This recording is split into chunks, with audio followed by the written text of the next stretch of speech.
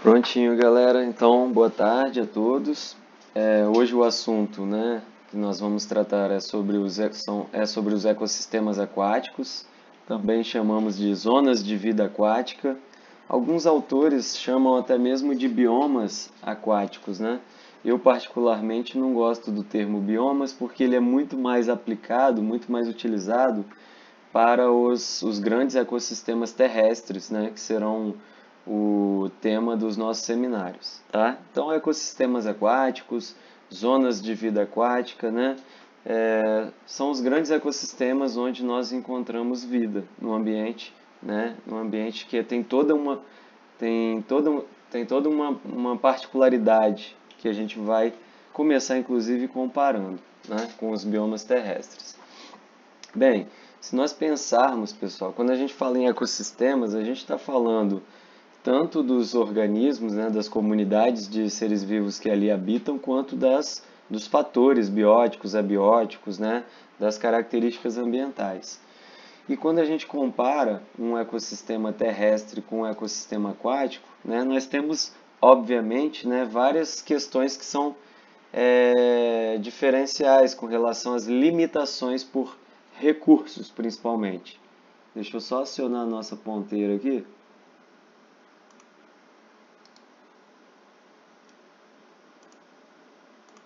Então vamos começar comparando a própria limitação por água. Obviamente, né, no ecossistema terrestre, a limitação por água vai ser muito maior.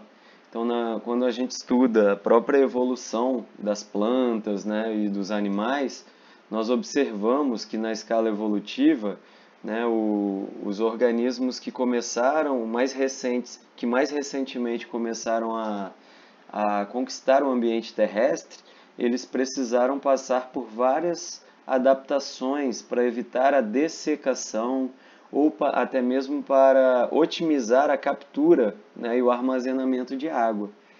Então, obviamente, no ambiente aquático, né, essa limitação é menor.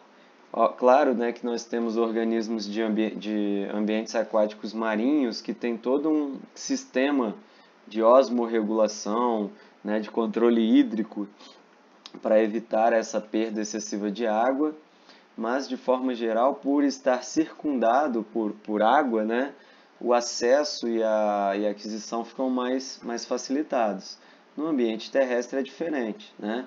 Se a gente, por exemplo, imaginar, né, vamos pegar uma planta, né, as algas, né? As plantas terrestres evoluíram a partir das algas aquáticas. Né? As algas elas têm o seu corpo, a sua estrutura, que a gente chama de talo, muito mais flexível, mole, né, comparado a uma planta terrestre. Né? A disponibilidade de água também é maior aqui no ambiente aquático. Deixa eu mudar a cor do ponteiro que não está riscando, né?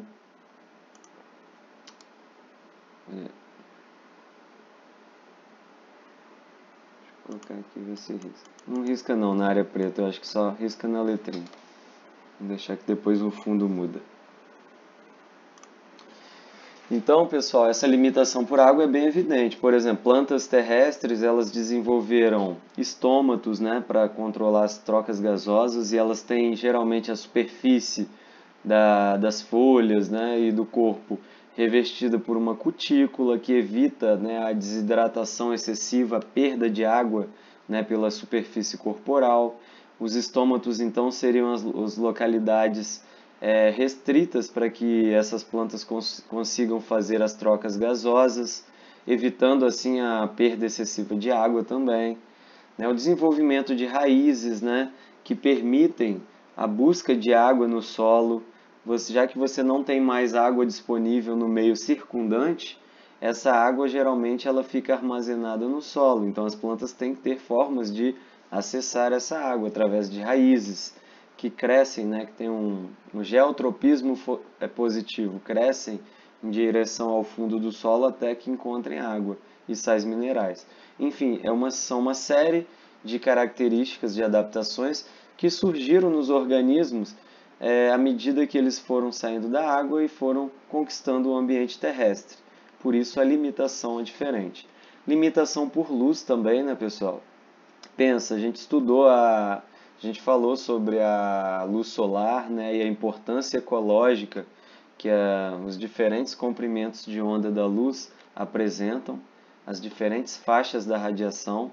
E a gente estudou também o quanto que essa luz, a partir do momento que ela sai do Sol, é emitida pelo Sol e chega aqui no planeta Terra, todos os processos, né, de perdas, principalmente, que vão ocorrendo no meio do caminho, né, o que a gente chama às vezes de atenuação da luz. Então a luz passa por processos de reflexão, de absorção, né, de dispersão. Tudo isso vai fazendo com que ela vá sendo limitante até chegar à superfície da Terra. Imagina depois que a luz ultrapassa a barreira do ar e invade o meio líquido, né, nos ambientes aquáticos. Os processos de perda de luz se intensificam. Ocorre também reflexão, absorção, dispersão, né? E a luz vai se tornando cada vez mais escassa. Então é lógico que a limitação por luz é maior no ambiente aquático, se comparado ao ambiente terrestre, ok?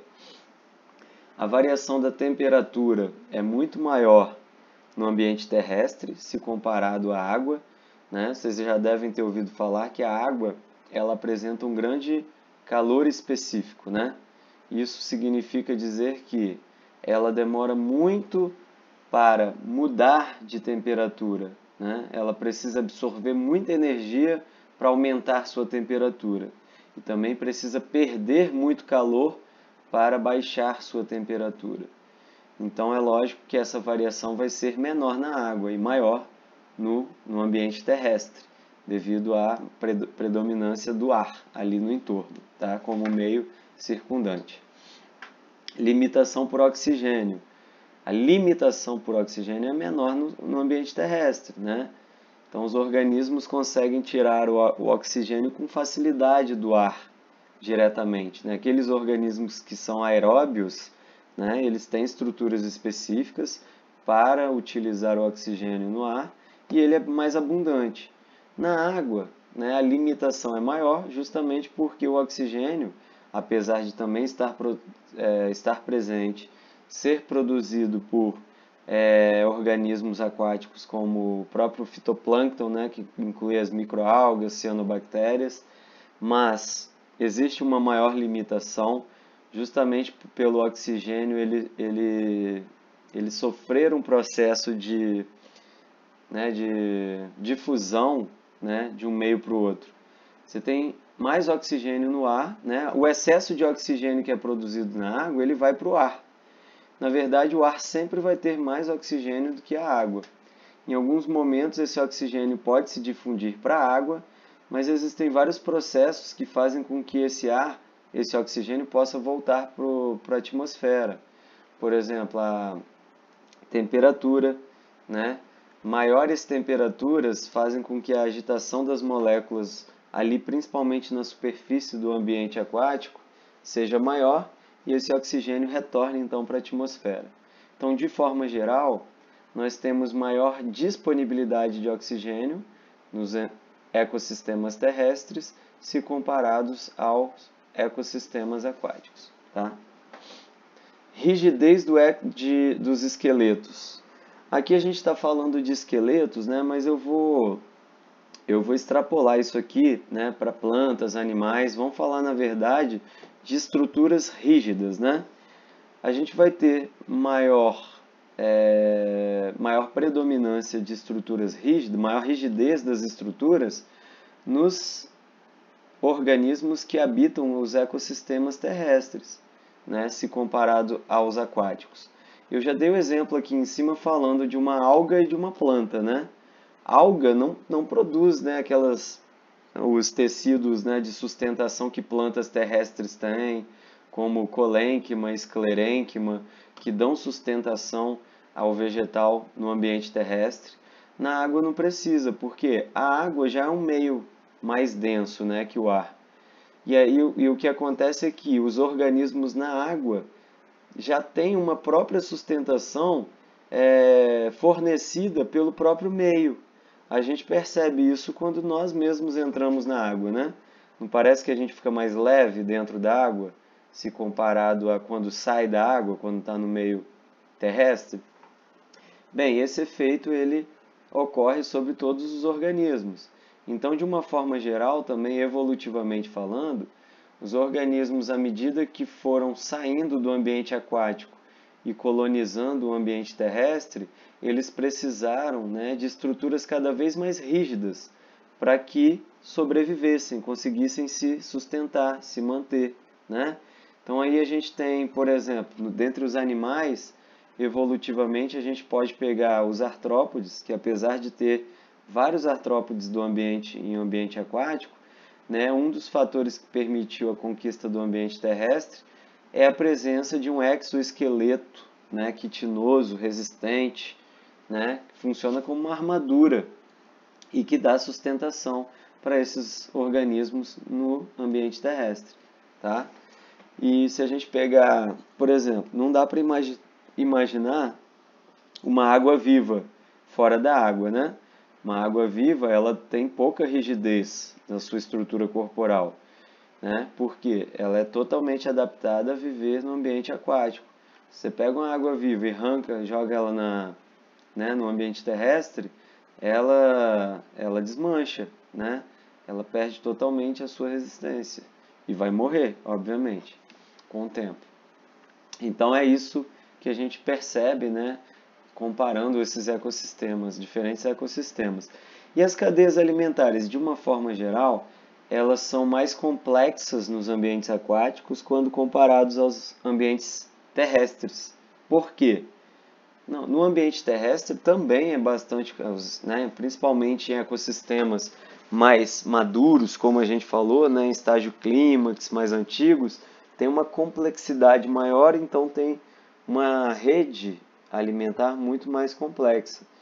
Só que comparado aos ecossistemas aquáticos, não é tão grande assim. Isso é pouco justificado pelo tempo evolutivo das espécies, né? Vocês sabem que a vida ela surgiu na água. Então as espécies elas tiveram muito mais tempo para se diversificar, né, no ambiente aquático do que na Terra. Isso faz com que as tramas, as relações entre essas diferentes espécies aquáticas foram se desenvolvendo por mais tempo e, consequentemente, chegaram a redes mais complexas, né? Muitas delas, inclusive, a gente só está descobrindo na atualidade. Bem, agora a gente vai focar, pessoal, nas zonas de vida aquática, né? Os biomas terrestres vão ficar por conta dos seminários. Então vamos lá. Quando a gente fala das zonas de vida aquática, a gente foca principalmente em ambientes de água doce e ambientes de água salgada, né? Os ambientes de água doce eles são caracterizados principalmente por serem ambientes que apresentam uma salinidade menor do que 0,5 gramas por litro, tá? E os ambientes de água salgada, eles podem chegar, por exemplo, a salinidade do oceano aberto, do mar, né, do ambiente marinho, é aproximadamente 35 gramas por litro. É óbvio que entre essas duas salinidades aqui existem, né, inúmeros valores que vão caracterizar diferentes ambientes também que permeiam entre os ecossistemas dulcícolas e os ambientes de água salgada, como por exemplo estuários, né, ambientes com uma água que a gente chama de salobra, muitas vezes, né? Bem, acontece que a salinidade ela vai ser um dos principais fatores responsáveis pela distribuição dos seres vivos aquáticos, né? Vocês já devem ter, né, observado que logo no início eu já falei para vocês que existem, né, sistemas de osmorregulação, né, de evitar dessecação no ambiente marinho, que muitas vezes na água doce os sistemas de osmorregulação e de regulação hídrica, né, ou osmótica, têm que ser opostos, né? Se eu pegar um protozoário de água doce que tem que ficar bombeando excesso de água para fora do corpo dele nesse ecossistema e colocar ele no ambiente de água salgada, ele morre na hora. Então o excesso de sal ele mata, né? Então são organismos específicos de cada um desses ambientes, né, que vão conseguir sobreviver de acordo com suas adaptações. Bem, independente de água, né, doce ou salgada, a gente tem as comunidades que habitam esses ecossistemas aquáticos. Aqui para vocês eu trouxe as três principais, né? As três principais comunidades de seres vivos aquáticos são o plâncton. O plâncton a gente já falou algumas vezes, né? O plâncton é caracterizado por organismos que vivem em suspensão ali na coluna d'água. E eles ficam à mercê dos movimentos da água, das correntes aquáticas, né? Então eles são arrastados porque não apresentam movimento ativo, tá? O que é movimento ativo? Um movimento capaz de quebrar a força da água. Se vier uma corrente, vai arrastar. O plâncton ele é arrastado, tá? Ele é composto principalmente por micro-organismos. A fração do plâncton que faz fotossíntese, que é composta por microalgas, cianobactérias, né, e algumas bactérias fotossintetizantes, é chamada de fitoplâncton, né? Enquanto que a fração heterotrófica, né, é formada por protozoários, pequenas larvas, né, de organismos aquáticos, enfim, né, microcrustáceos, como esse exemplo aqui, uma pulga d'água, né, uma dáfnia, que é um cladócero. Então, geralmente, esses organismos aqui que vão formar o que a gente chama então de zooplâncton, é a fração heterotrófica do plâncton. Fitoplâncton, fração autotrófica. Obviamente, autotrófico produz o próprio alimento através da fotossíntese, então o zooplâncton, que é a fração heterotrófica, vai se alimentar desse fitoplâncton, né? Basicamente, esse é o nosso plâncton, presente em ambientes marinhos, ambientes dulcícolas, ok? O bentos, pessoal, corresponde àqueles organismos que vivem na superfície sólida submersa. O que é isso, superfície sólida submersa? Geralmente é o fundo dos ambientes aquáticos. Pode ser uma rocha, né, um substrato sólido mais rígido como uma rocha, pode ser um substrato menos consolidado como, por exemplo, areia, o fundo arenoso de uma praia, o fundo lodoso de um mangue, né, ou de um estuário. Então, todo organismo que está naquela superfície sólida, lá geralmente no fundo do ambiente aquático, compõe o bentos. O bentos também pode ser dividido, tá, gente? Na fração autotrófica, que a gente chama de fitobentos, e a fração heterotrófica, que a gente chama de zoobentos, tá? Aqui nessa imagem eu tenho mais representados zoobentos, né? Formados por poliquetos, né? Que são um grupo de anelídeos que vivem no fundo dos ambientes aquáticos, cavando galerias, né? E se alimentando de organismos que ali vivem também.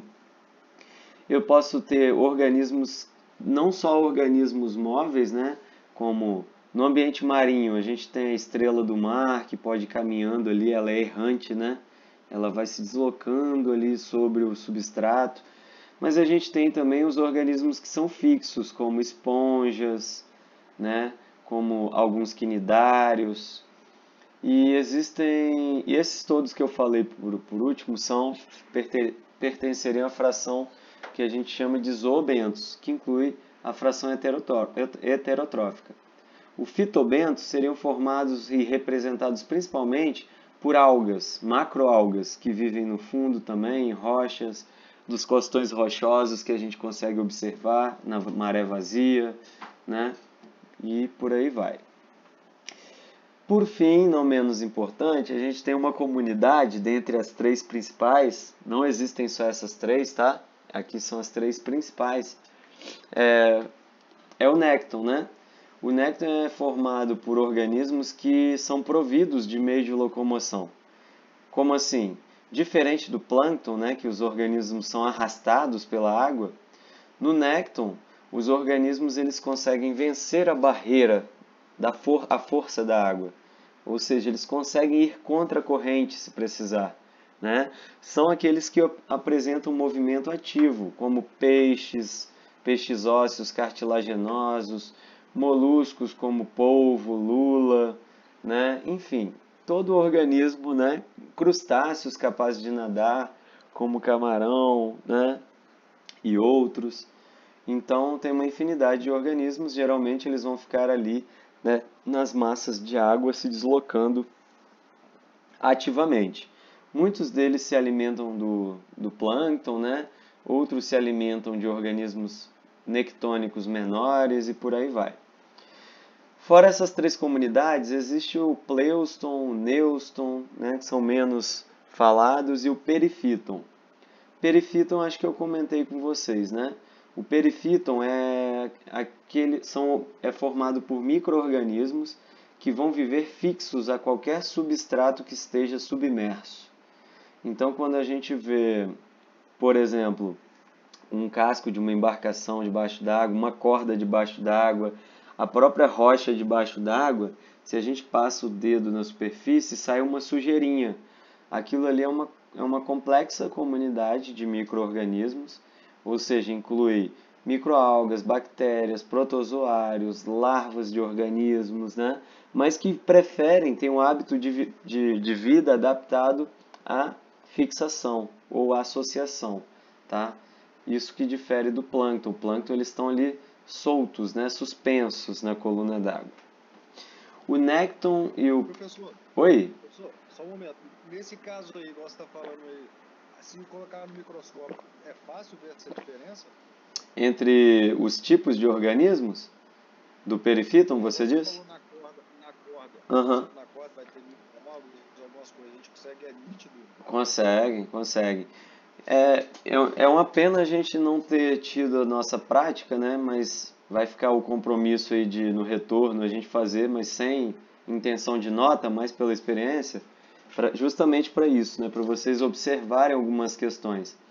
Então a gente costuma ir ali perto da escola, na propriedade do Rúdio, e a gente coleta, né, o fitoplâncton, o perifíton, e a gente leva para o laboratório para fazer uma análise.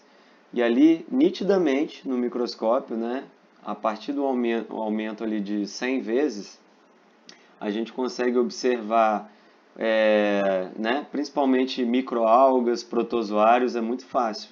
Larvas, né, a gente consegue ver às vezes até olho nu, mas ali na lupa ou no microscópio também fica bem mais nítido, a gente vê estruturas. Por exemplo, isso aqui é uma dáfnia, né?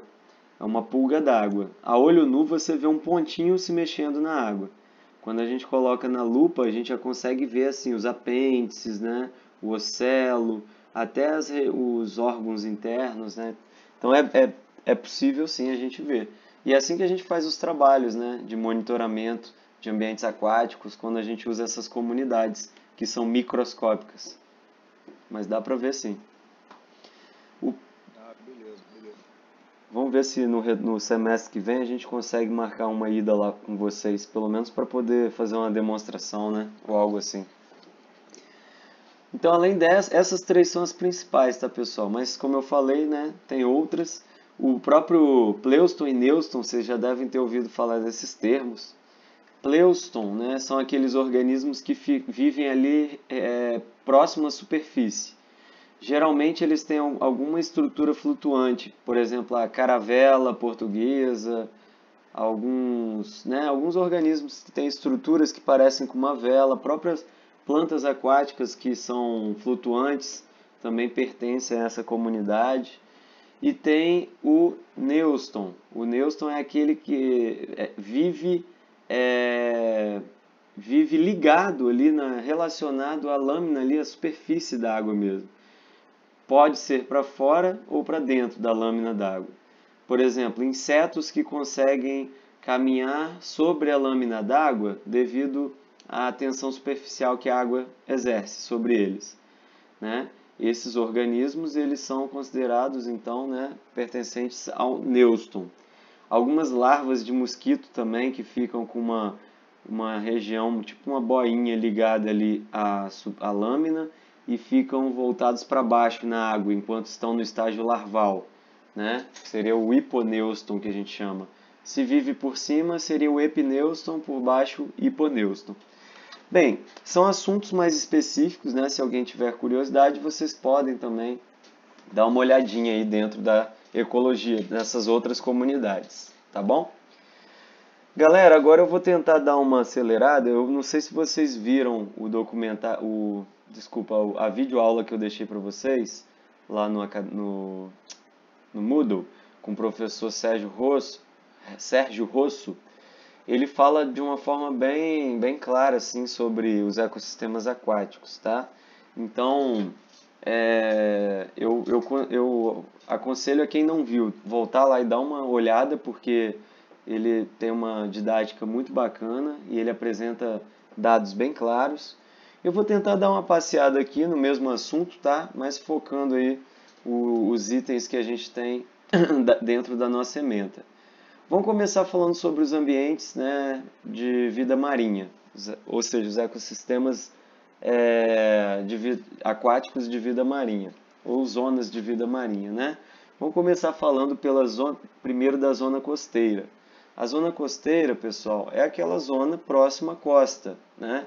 Então, a gente saindo dos continentes e adentrando no ambiente marinho, a gente tem, né, dentro do que a gente chama de zona costeira, uma série de regiões específicas, tá?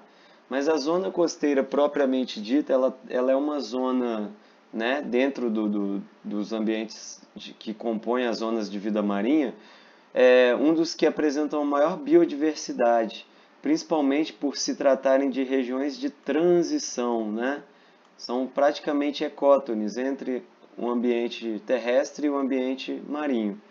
Então, nos primeiros metros de profundidade, né, até aproximadamente 200 metros de profundidade, que é onde a gente tem a maior incidência luminosa, onde nós vamos encontrar uma maior diversidade de organismos, tá? Mais próximos ali, o que forma o que a gente chama de plataforma continental, né? Plataforma continental vocês já devem ter ouvido falar, é um termo mais comum. Bem, então essa zona marinha costeira, pessoal, ela inclui ambientes de menor profundidade, geralmente águas mais quentes e ricas em nutrientes. Por quê? Mais quentes por quê? Por serem mais rasas, a incidência luminosa é maior e aquece mais facilmente essa massa d'água. E mais ricas em nutrientes justamente porque está mais próximo aos continentes. Então, né, os rios que desaguam no mar, a própria água que escoa, né, que vem lavando o continente e vem vindo em direção ao mar, vem trazendo muitos sedimentos e nutrientes, deixando essa área bem enriquecida, tá? São zonas, né, representam uma zona com fortes interações com áreas terrestres, né, justamente por se tratar dessa transição, como eu falei. Constitui menos de 10% da área oceânica do mundo, mas abriga 90% de todas as espécies marinhas. Como eu falei, pessoal, a zona marinha costeira, ela é muito mais rica, né, em nutrientes, águas mais quentes, maior produtividade, e tudo isso aí vai contribuir para uma maior biodiversidade também nessas regiões. Aquelas regiões que estão associadas também à zona marinha costeira, como os rochões costosos, né? Muitas vezes você tem até mesmo formações de recifes de corais, são regiões de alta produtividade. Então a produtividade primária líquida é muito alta em decorrência, né, do suprimento de luz, como a gente falou, e nutrientes trazidos por correntes marítimas e dos continentes por rios e ventos. Então, além daquilo que vem das regiões continentais, ainda tem as correntes marítimas, né? Muitas dessas regiões que inclui zona marinha costeira são regiões que sofrem o fenômeno da ressurgência, que são águas frias que vêm, né, deslocadas de outras regiões, águas mais frias e mais profundas, repletas de nutrientes que conseguem aflorar em determinadas regiões mais costeiras, devido ao deslocamento de massas de águas mais superficiais. oriundas da ação de ventos alísios, né? Daqui a pouco eu vou falar um pouquinho melhor sobre o fenômeno da ressurgência. Só aproveitando aqui esse slide, deixa eu apagar isso aqui. Só aproveitando melhor esse slide, vamos ver aqui os compartimentos, né, que compõem a zona marinha costeira, né? Então a gente tem a plataforma continental, como eu falei, que vai até aproximadamente 200 metros de profundidade, muita luz, águas mais quentes, né? Se a gente for acompanhando aqui, ó, o sedimento, a gente tem aqui entre 200 metros de profundidade e aproximadamente 1.500 metros de profundidade, a região que a gente chama de batial, tá? Essa região batial, ela já é uma região que tem maior limitação por luz, ela sai daqueles primeiros 200 metros de profundidade, que compreende a zona eufótica, né, de verdadeiro, fótica de luz. Então a zona eufótica é onde você tem a maior quantidade de luz. Na zona batial você já vai ter uma certa limitação por luz, e os organismos que vivem aqui já começam a apresentar uma certa diferenciação, né? E a diversidade também vai reduzindo. E a gente tem as regiões mais profundas, né, dos oceanos, que vocês já devem ter ouvido falar, que ficam acima de 1.500 metros de profundidade, chegando a mais de 10.000 metros de profundidade, que são as regiões abissais, né? Então essa região abissal já é uma região que não apresenta luminosidade, são regiões de alta pressão, de águas frias, e a diversidade aqui é muito menor, né? A gente chegou-se a pensar há muito tempo que nessa região não existia vida, mas depois, com o avanço da ciência e da investigação, né, sobre essas regiões mais profundas, hoje sabe-se que existe, né, uma certa diversidade, só que muito específica nessa região. Organismos diferenciados, né, que apresentam luminosidade própria, atrofiamento dos olhos, muitas estruturas de sensibilidade para poder perceber a presença de algum outro organismo e conseguir se alimentar, enfim. Mas é uma região que depende indiretamente lá de cima, né, da matéria orgânica que vai sobrando e vai decompondo aqui. Mas hoje a gente sabe também que existem organismos que conseguem, não fazem fotossíntese, mas fazem quimiossíntese, né, e que vivem nessas regiões também e são extremamente importantes como base de cadeia alimentar das regiões abissais, tá bom? A gente volta a falar nisso mais para frente também. Bem, ainda dentro das zonas de vida marinha, vamos falar aqui das regiões associadas, que são os estuários, áreas costeiras, alagadiças e manguezais, né? Bem, os estuários eles são caracterizados por serem áreas de grande produtividade. O que é um estuário, né? Vamos pegar um exemplo de estuário. Geralmente a gente lembra de estuário quando observa uma foz de rio, né? Então é um rio chegando ao seu final ali, perto do seu encontro com o mar.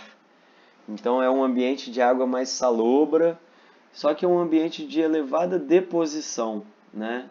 Você tem muitos nutrientes que vêm do rio, né? Vem de mais a montante, de cima do rio, e de lagos que estão interligados, né? E do próprio entorno, né? Material de origem alóctone que vem de fora para dentro dos estuários. E o estuário acaba funcionando como uma grande bacia ali de acumulação.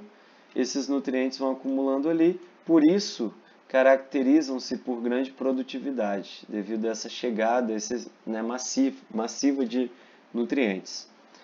E a água salobra é explicada pela mistura da água salgada com a água doce, né? Bem, temos também, associados às regiões de vida marinha, as áreas alagadiças, que são extensões ou são associadas aos estuários, né?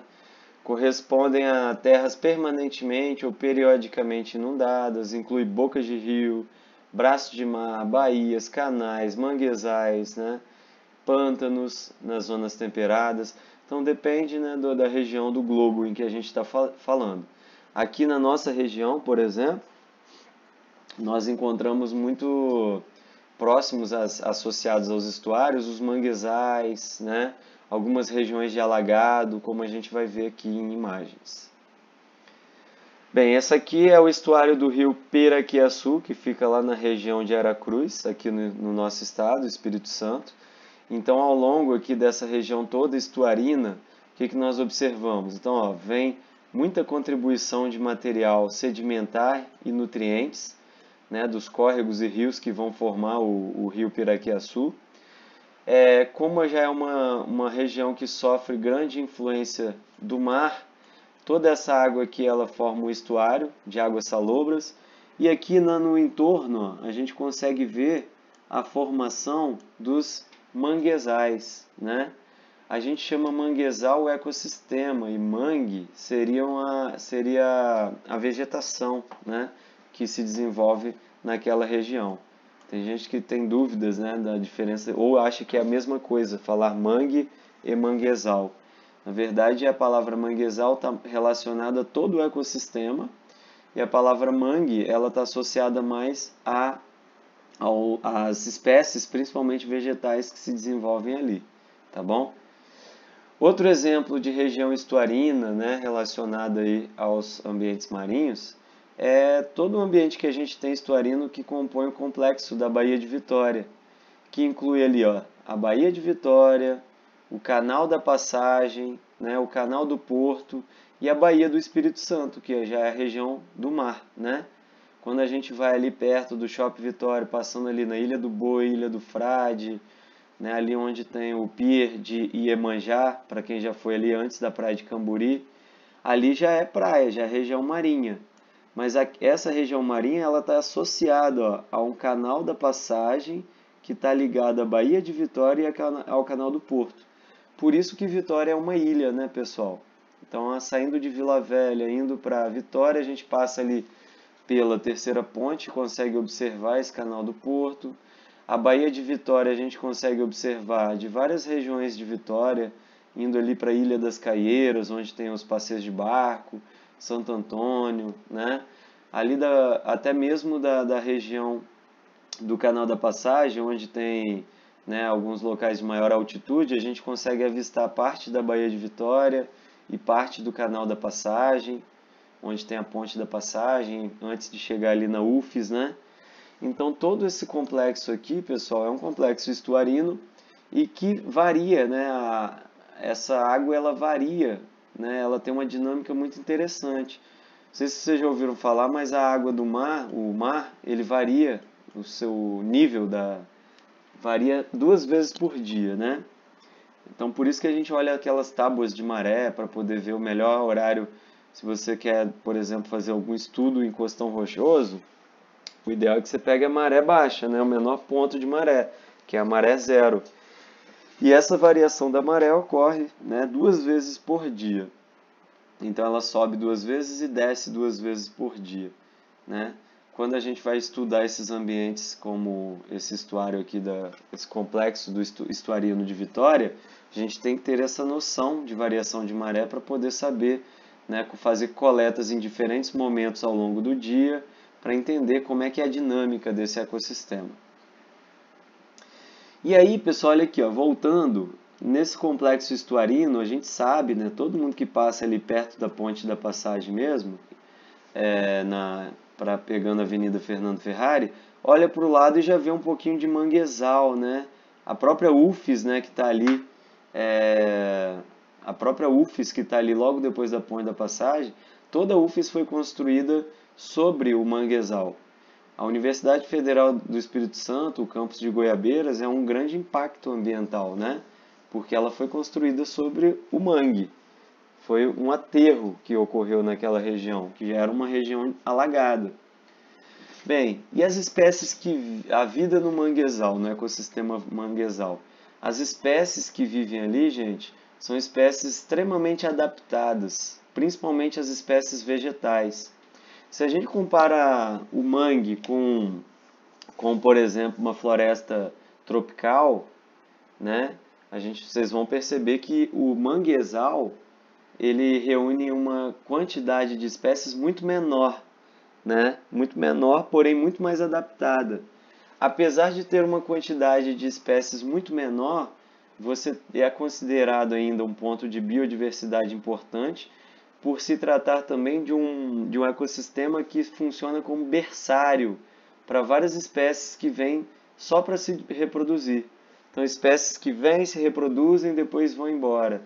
Então, apesar de, em termos comparativos a outros ecossistemas, não ser um ecossistema com uma riqueza de espécies tão grande assim, né, comparado a outros, mas tem sim suas espécies que são adaptadas e que são importantíssimas para a manutenção de outras espécies, por se tratar de um ambiente que é considerado berçário, né, e é um centro para reprodução, para desova de várias espécies.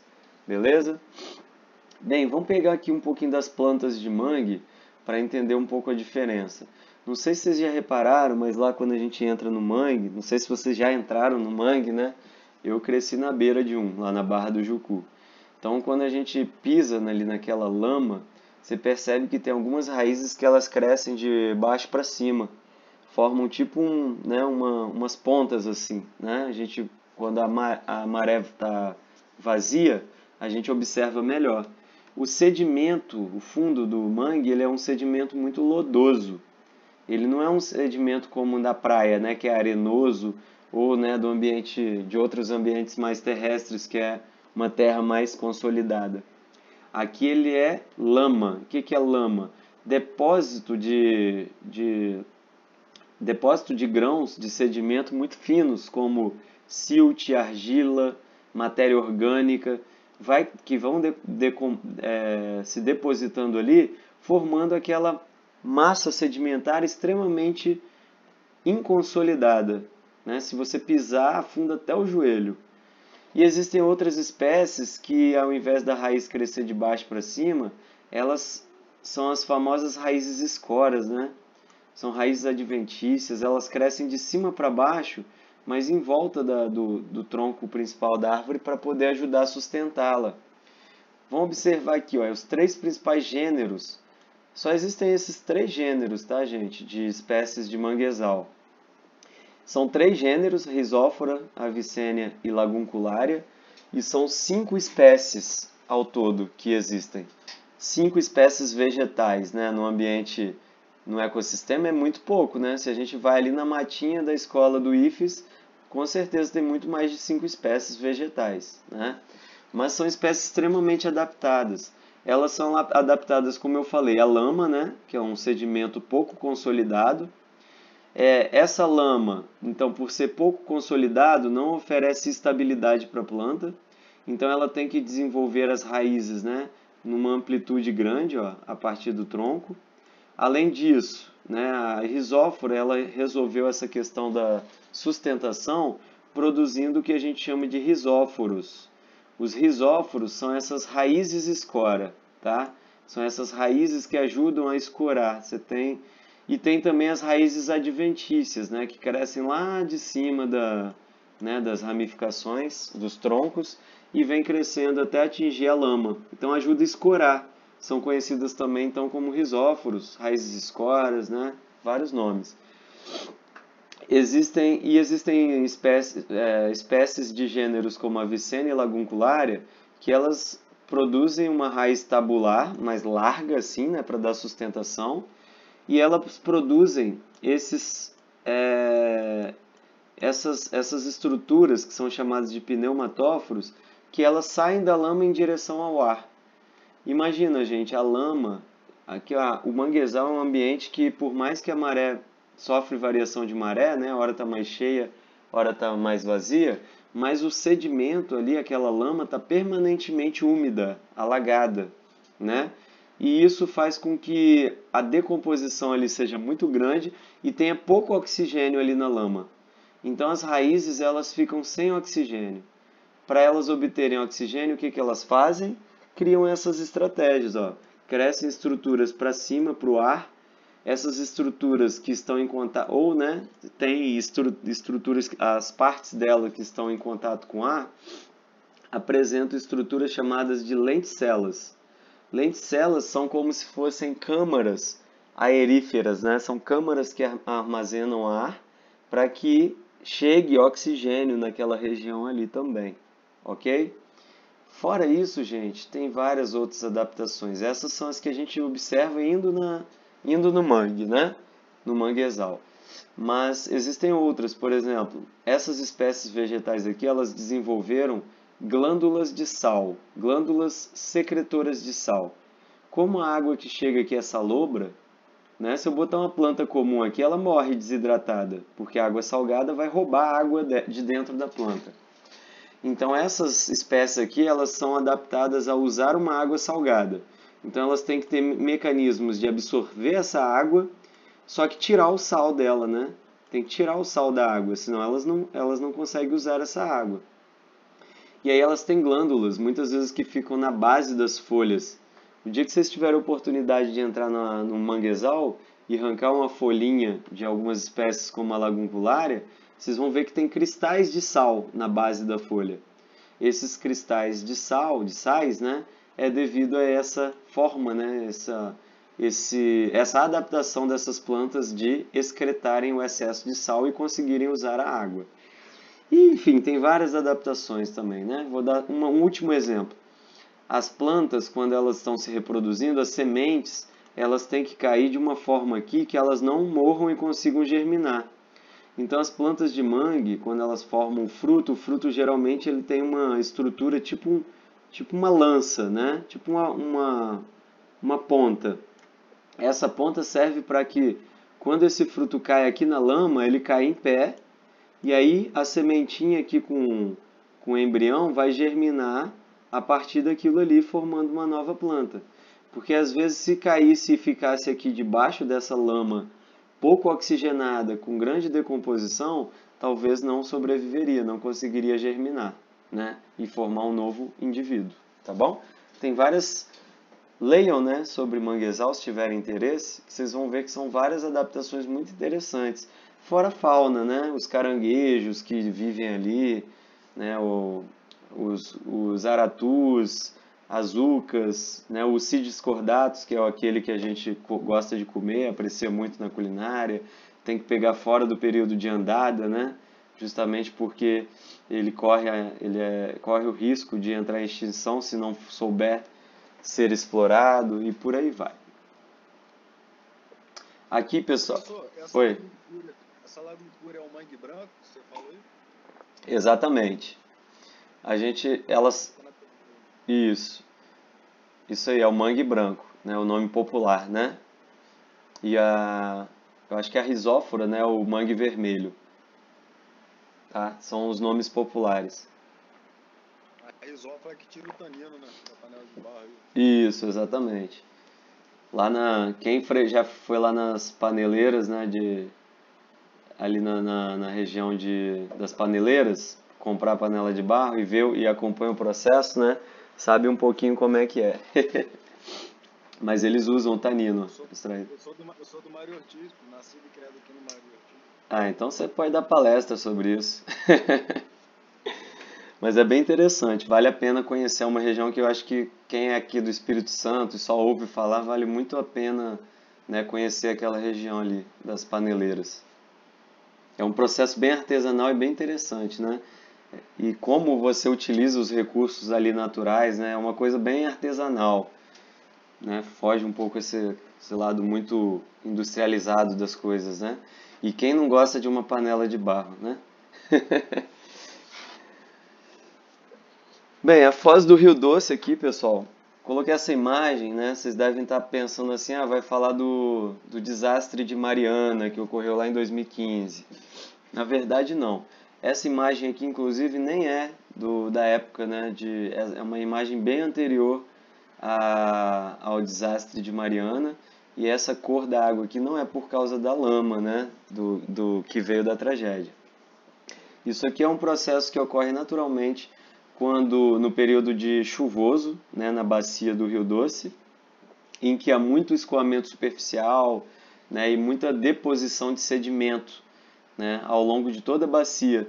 E esses sedimentos, como a gente vem falando que vem se acumulando, a água ela chega aqui na foz com essa cor nos períodos chuvosos. Quem já frequenta aquela região ali de Regência e Linhares e já foi em época chuvosa, já deve ter visto que é assim, tá? Ali próximo, principalmente próximo à foz do Rio Doce.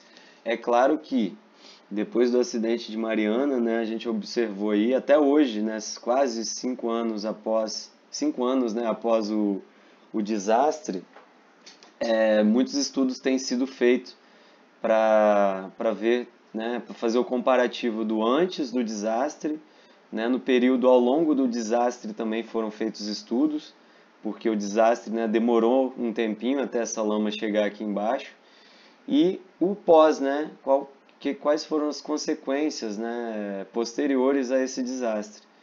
Um dos grandes medos era que essa lama chegasse aqui e atingisse regiões, né, porque ela pode ser espalhada pelas correntes oceânicas, e ela chegasse, por exemplo, em grandes recifes de corais, que são regiões de alta produtividade, e impedisse essa produtividade, né? Porque o maior efeito que a lama teve tanto na região do ambiente continental do rio, quanto no ambiente marinho, foi com relação à turbidez da água, né? Vários organismos produtores morreram, né, a curto prazo, e isso gerou uma quebra de cadeia alimentar, né? Todos aqueles que dependiam dos produtores foram morrendo na sequência. Então houve uma queda abrupta do oxigênio devido à redução da fotossíntese, devido a essa turbidez, e obviamente teve os processos de biomagnificação, né, que é a acumulação de alguns metais, de alguns compostos presentes nessa lama também, tá?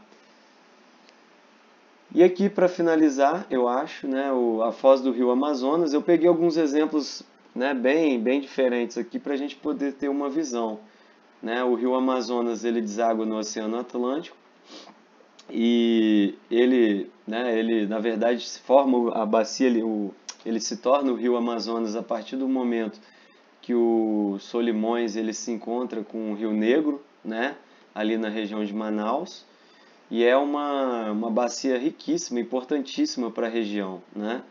Que grande parte da água que mantém essa bacia e que chega até a foz do rio Amazonas é devido à dinâmica do próprio bioma ali, né? Da própria Amazônia, né? Isso aqui é uma imagem de satélite, né? Para a gente ver que é realmente uma das maiores bacias hidrográficas do mundo, né? Aqui vocês devem ter já ouvido falar, Lagoa de Caraís, e as regiões de alagados, que ficam ali na região do Parque Estadual Paulo César Vinha, em Guarapari, né? O antigo Parque de Setiba, né? Também é considerado uma região vinculada, associada a regiões de estuário e ao ambiente marinho, porque sofre grande influência do ambiente marinho, seja pelo spray marinho, que é aquela água salgada que vem através de gotículas pelo ar, né, que caem ali e vão misturando, seja pelo encontro dos lençóis freáticos, porque existe, da mesma forma que existe o lençol freático de água doce, lá na região marinha, embaixo do sedimento, existe um lençol freático marinho. E esses lençóis eles se encontram em até certo nível, provocando também misturas. Então, enfim, e tirando as dinâmicas, né? Tem épocas ali na Lagoa de Caraís, a Lagoa de Caraís na verdade é uma laguna, né? Porque ela tem em épocas do ano ela tem um contato ali com o oceano, quebra uma barreira, entra a água do oceano para a lagoa. Em épocas, né, que chove mais e tal e que o mar está mais retraído, ocorre o inverso, né? Sai água da lagoa em direção ao mar. Então, é uma dinâmica em que há mistura, né? Então, o ambiente ali é um ambiente de água salobre, também considerado, né, um desses ambientes associados que a gente falou. Não acabou, né? Botei, né, puxando o sardinha aqui para minha terra, a foz do rio Jucu, que ocorre lá na região da Barra do Jucu, né? Não sei se vocês já foram lá. Isso aqui é a Rodovia do Sol, sentido Guarapari, né? A Rodovia do Sol, ela corta toda essa região aqui que a gente chama de que compõe o Parque Municipal de Jacarenema, né, que é essa unidade de conservação. A área de lá a gente chama de área do exército, né? E essa área aqui é a área propriamente dita do parque. Aqui a gente observa todas as formações que a gente falou, né? Aqui você tem o mar, você tem a foz do rio, formando toda essa região estuarina. Você tem formação de restinga, você tem formação de manguezal. Então você tem tudo aqui, né? É uma região bem rica também para fazer um estudo, né? Para quem quer aprender um pouquinho melhor sobre essas regiões, né? Estuarinas e associadas às zonas costeiras. Beleza? Bem, vamos falar agora das praias arenosas. É aquela praia tradicional que a gente vai, né? As praias arenosas, elas são classificadas, a sua dinâmica enquanto ecossistema é muito determinada pela variação da amplitude das marés, como a gente falou, né? As marés elas variam 2 vezes por dia e elas são reflexo do ciclo lunar, né? E a gente tem épocas em que a maré varia mais e épocas que a maré varia menos, de acordo com a fase da Lua. Vocês sabem que, dependendo da posição do Sol, da Lua e da Terra, quando esses astros estão alinhados, né, dessa forma, né, as variações são maiores. Então a maré sobe mais e ela esvazia mais, né? São chamados também de marés vivas ou marés de cisígia, geralmente na lua nova e na lua cheia. Nas outras duas, quando a Lua está aqui, ó, forma o que a gente chama de quadratura com relação à posição do Sol, da Terra e da própria Lua, né? Essas forças gravitacionais elas são mais divididas, então as variações das marés são menores. Claro que junto a isso, né, a gente tem a influência da rotação da Terra, da ação dos ventos, né? Tudo isso também influencia na amplitude e variação das marés. Mas o principal fator, né, é o ciclo lunar. Bem, quando a gente vai à praia, a gente consegue dividir basicamente essas praias arenosas em 3 regiões, né? A gente tem o supralitoral. O supralitoral, pessoal, é aquela região que fica sempre, que nunca é submersa, né? Nem na maré cheia ela fica debaixo d'água, mas ela sofre influência do spray marinho, dos borrifos que vêm, né, das quebra das ondas e dos ventos, da brisa que vem do mar, tá? Ela só pode ser coberta às vezes, né, excepcionalmente, nas marés muito altas, que são aquelas ou a partir de ressacas ou tempestades. Mas geralmente, né, com as variações de maré normais, ela não é submersa, ela fica constantemente só areia, né, digamos assim. A gente tem a região do mesolitoral. Essa daqui ela fica coberta em alguns momentos e descoberta em outras. Também é chamado de zona entre marés. Por que zona entre marés? Porque quando a maré está cheia, ela está debaixo d'água. Quando a maré esvazia, ela fica exposta, tá? Como eu falei, isso ocorre 2 vezes por dia. E existe o infralitoral. A gente entrando no mar, o infralitoral vai ser aquela região que está quase sempre submersa, né? Está sempre debaixo d'água. Até na maré baixa, ela está debaixo d'água. Eventualmente, ela fica exposta durante marés, né, baixas ou de cisígia, como eu falei, né? Na lua nova, na lua cheia. Bem, nessas 3 faixas, os organismos marinhos distribuem-se em função principalmente de sua capacidade de evitar a exposição ao ar e a perda de água por evaporação. Gente, o que vai mandar aqui na distribuição dos organismos vai ser sua capacidade de evitar a dessecação, né?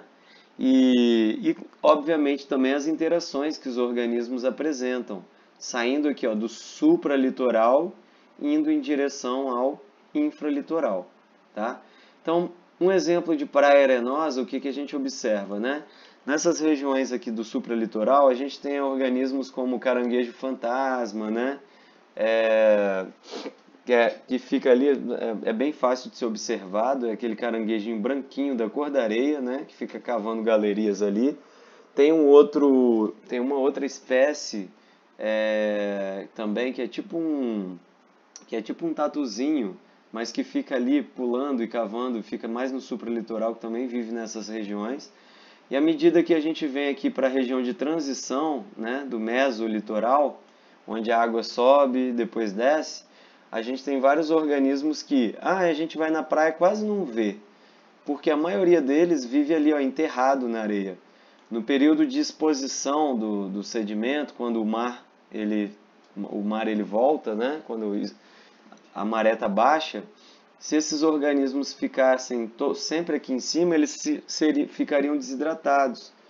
E até mesmo uma forma também de se prevenir contra predadores, de obter alimento. Então tem muitos que formam galerias, né, cavam buraquinhos aqui debaixo da areia, por isso que a gente não vê. Né? Por exemplo, aquele tatuí, ou ficam só enterrados logo abaixo da areia. Né? Tem muitos moluscos que fazem isso, um molusco chamado de corrupto, muito comum na região norte aqui do Espírito Santo. O tatuí, ou tatuíra, como é falado em algumas regiões do Brasil, é aquele que a gente está andando assim pela beira da praia, e aí quando a onda está voltando assim, você vê um risco na areia. E aí você vai lá e cava e ali debaixo você captura, né, esse tatuí. Ele tem antenas longas, que ele fica enterrado só com a antena para fora da areia. De forma que a onda vai e quando a onda volta, essas antenas elas parecem penas, né? São plumosas. E aí toda a matéria orgânica, partícula que tem ali na água, agarra nessas antenas dos tatuís e eles raspam essas antenas para se alimentar depois. Então tem vários exemplos, né? De acordo com a faixa da praia arenosa em que o organismo vive, ele vai ter suas estratégias. Lá no infralitoral, a gente já vai ter, né, organismos que são muito mais adaptados a viver em um ambiente que está sempre submerso, tá bom? Deixa eu ver se deixa eu tirar essa bagunça aqui. Ver se eu esqueci de alguma coisa, né? Então aqui eu só dei alguns exemplos. No supralitoral, espécies melhor adaptadas à vida terrestre do que à vida aquática, obviamente, né? Porque estão aqui em cima. Mesolitoral, maior número de espécies. Macroalgas, crustáceos, poliquetas. Poliquetas são esses anelídeos que cavam galerias, tá, no solo.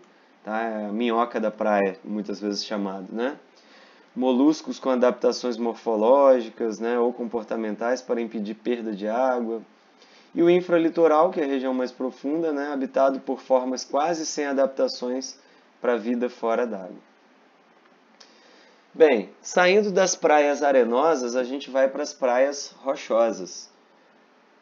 As praias rochosas também são divididas, né, de acordo com aquela zonação que eu falei, né, supralitoral, né, o mesolitoral, que é onde sofre variação da maré, e o infralitoral, que é a região permanentemente, né, alagada, submersa, perdão.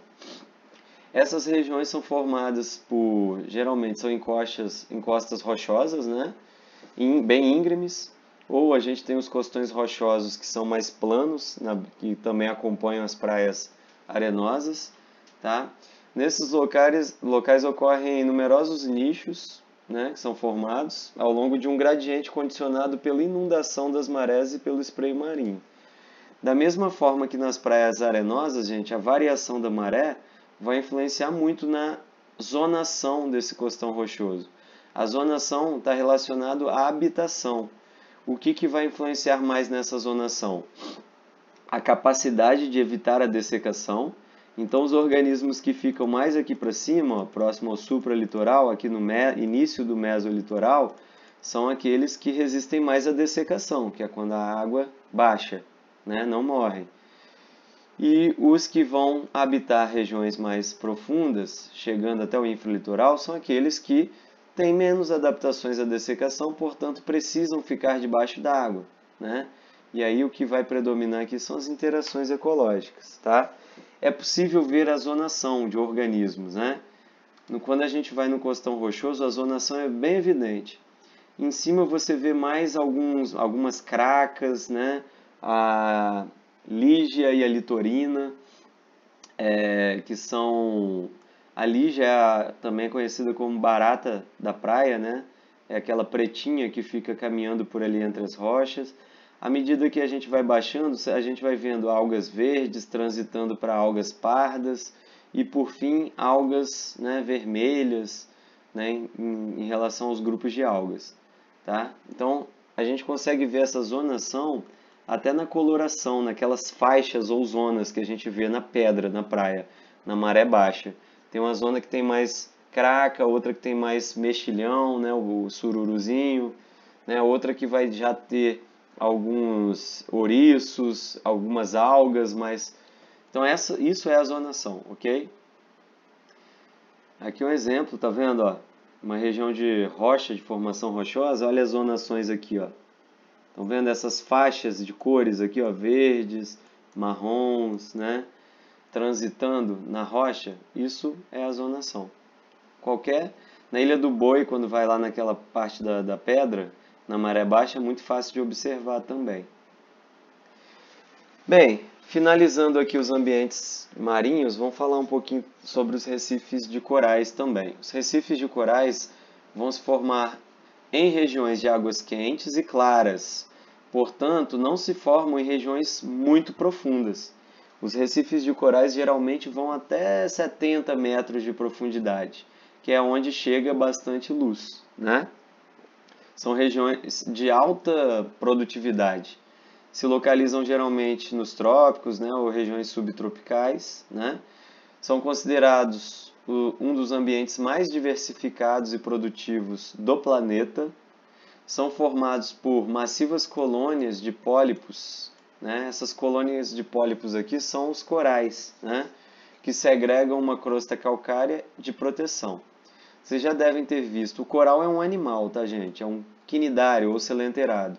O coral, cada coral, cada unidade, né, cada colônia, vamos chamar assim, é formada por vários milhares de pólipos, tá?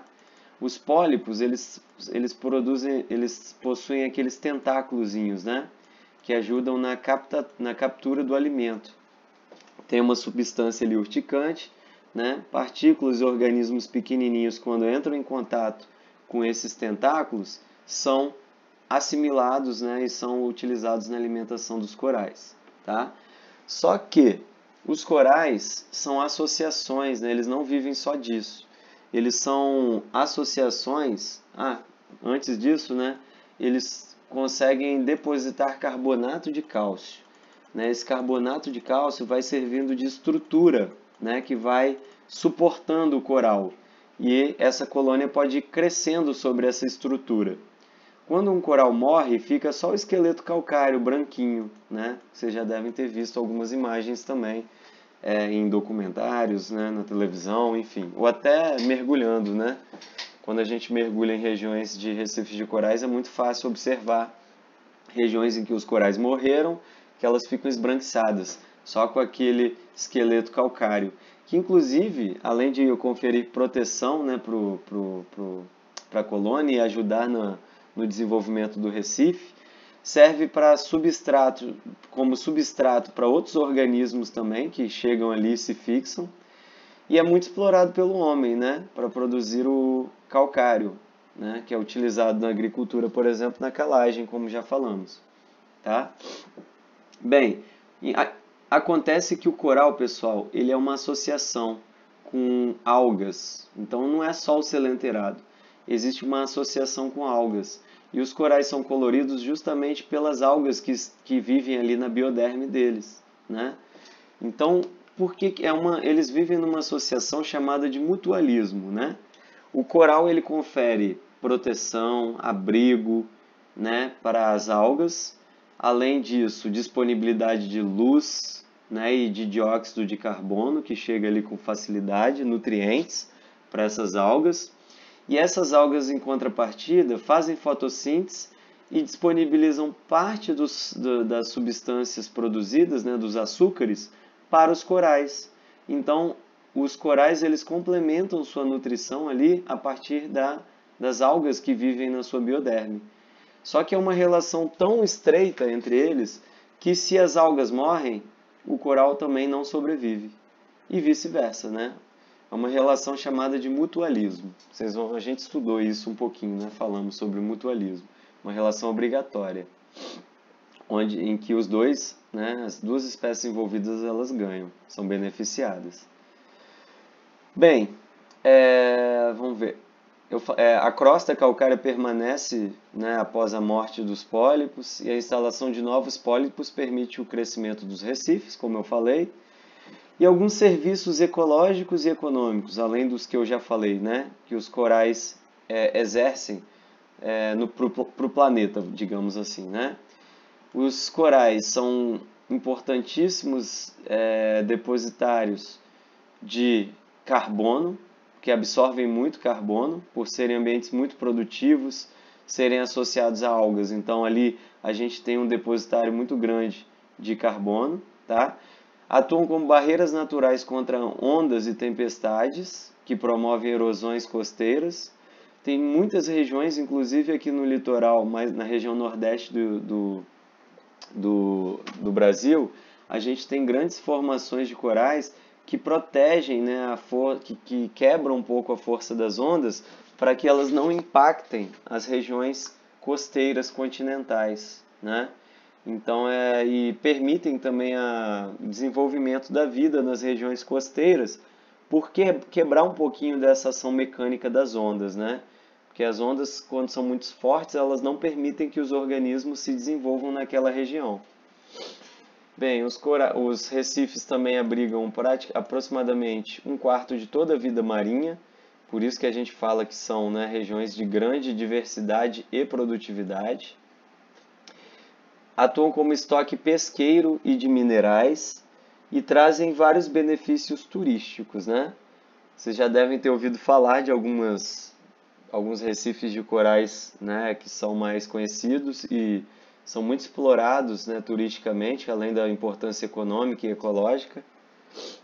A grande barreira de recifes de corais, né, que fica lá na Austrália, na região de Queensland, né, na região mais ou menos nordeste do estado de Queensland, né, é considerado o maior. Você sabe que vocês já devem ter ouvido falar que alguns recifes de corais, como são grandes unidades, são considerados como um grande organismo vivo, né? E a barreira de recifes de corais, a grande barreira de recifes de corais da Austrália, ela é considerada a maior do planeta, né? Então tem uma grande importância, como eu falei, econômica, ecológica. Gente do mundo inteiro vai lá só para mergulhar e conhecer essa barreira de recifes, né? E aí a gente mostra um pouquinho das imagens para entender um pouquinho, né, que existe muita fauna associada aos corais e aos outros selenterados que constituem essas barreiras, né? São ambientes de grandes produtividades, muitas algas, peixes, né, moluscos, crustáceos se desenvolvem porque também utilizam essas barreiras como fonte de alimentação por serem ambientes muito produtivos. São explorados em mergulho turisticamente, né? E cientificamente tem muito ainda o que se conhecer sobre essas grandes barreiras. Elas têm uma beleza cênica, né, inquestionável quando são coloridas, né, coral cérebro, uma diversidade de formações. Aqui, né, outros organismos que dependem, como tartarugas marinhas. Aqui, pessoal, aqui no Brasil, né, na região de Alagoas, Maceió. Aqui é a Praia do Francês, é uma praia muito famosa, né? É uma praia muito visitada turisticamente, tanto para mergulho, para poder visualizar essa barreira de recifes que tem aqui, que se forma ao redor, antes da praia, e mostrando, né, o efeito que essas barreiras, a barreira de recifes de corais está aqui, tá? O efeito que ela tem de quebrar as ondas, né? As ondinhas que vem aqui, ó, do oceano aberto. Então, essas ondas, quando chegam aqui nessas barreiras, elas perdem energia e vêm de uma forma mais lenta, favorecendo o mergulho, né, e o desenvolvimento de vários organismos aqui aquáticos, tá? Aqui já é no Rio Grande do Norte, a região dos Parrachos de Maracajaú. Não sei se alguém da turma já visitou, mas também é uma região turística muito famosa, em que, né, tem um período certo da maré que as embarcações conseguem ir, e aí as pessoas mergulham por ali. É um recife muito bonito também, muito fácil de avistar diversos cardumes de peixinhos coloridos e tudo mais. Aqui a praia da Pajuçara, em Maceió, em Alagoas também, tá vendo? São águas sempre muito claras, né, onde a gente tem essas formações dos recifes de corais, como a gente falou, e águas não muito profundas também, como a gente falou. Para finalizar, né, faltou falar sobre o ambiente marinho, sobre as zonas de mar aberto. Bem, as zonas de mar aberto, gente, elas são zonas muito menos produtivas do que todas que a gente falou até agora, né? Do que as zonas costeiras, os recifes de corais, né? As zonas de praias arenosas, rochosas. Todas essas que a gente falou são muito mais produtivas. As zonas abertas têm uma produtividade primária líquida muito baixa, tá?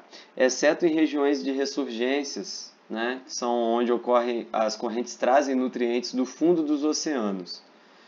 A gente tem como exemplo de regiões em que ocorre ressurgência, né? Regiões ali próximos a Arraial do Cabo e Cabo Frio, na região dos lagos no Rio de Janeiro, né? Essas regiões sofrem o efeito da ressurgência costeira e acabam se tornando regiões até ricas, até mesmo na região de mar mais aberto. E é uma região em que a pesca é muito explorada, águas frias, né, cristalinas, mas ricas em nutrientes. Como é que funciona essa questão da ressurgência? Se a ressurgência são águas frias, profundas, ricas em nutrientes, que surgem, né, em regiões mais próximas à costa, como que isso acontece se águas mais frias são mais densas, né, são mais pesadas? Isso acontece em geral devido a regiões que sofrem forte influência de ventos alísios. Esses ventos alísios fortes, eles vão deslocando as massas de águas superficiais dessas regiões e aqui vai ficando um vazio que vai sendo preenchido por essas correntes de águas frias que vêm de regiões mais profundas. Quando vem cheio de nutrientes. E esses nutrientes que afloram então nessas regiões deixam o ambiente mais produtivo, né? O fitoplâncton se desenvolve e isso atrai muitos peixes, né, e cadeias alimentares que vão se desenvolvendo nessas regiões, tá bom? Isso justifica essa maior produtividade nessas regiões de águas frias, beleza? E a zona eufótica, né, gente? Zona eufótica, eu falei lá no início já, a zona eufótica é a zona mais superior, é a zona que é mais iluminada na coluna d'água, né? Onde o fitoplâncton vai se desenvolver mais, né, de forma mais forte, e vai realizar a fotossíntese. Então vai ser uma região que vai alimentar uma cadeia alimentar mais complexa, né? Vai ter uma maior biodiversidade. Bem, em geral na região de mar aberto, essa região iluminada, ela apresenta baixos níveis de nutrientes, né? E altos níveis de oxigênio dissolvido. Justamente porque tem baixos níveis de nutrientes? Pelo fato de ter disponibilidade de luz, essa luz faz com que a fotossíntese seja mais forte, ou seja, a assimilação de nutrientes é maior devido ao processo fotossintético, né, pelas microalgas que vão formar o fitoplâncton, tá? Também vão ser encontrados peixes predadores de grande porte, né, que vão estar presentes aqui nessa região, por ser uma região muito diversa em termos de seres vivos. Aqui alguns exemplos, né, de grandes peixes predadores, como por exemplo tubarões, né? Baleias não são peixes, né, mas baleias, grandes mamíferos, cetáceos aquáticos também são grandes animais de grande porte que ajudam muito a controlar a cadeia alimentar nessas regiões. A zona batial. Então, saindo aqui da zona eufótica, a gente chega na zona batial. Já expliquei isso lá no início, falei que voltaria, né? Vou passar aqui bem rapidinho. É uma zona intermediária, ou seja, ela é fracamente iluminada. Tem luz, mas tem pouco, né? Então não tem muitos produtores para fazer fotossíntese.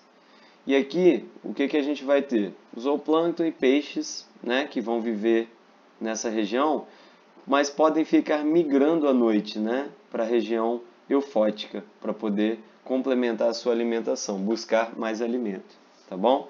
Então a diversidade já começa a reduzir um pouquinho.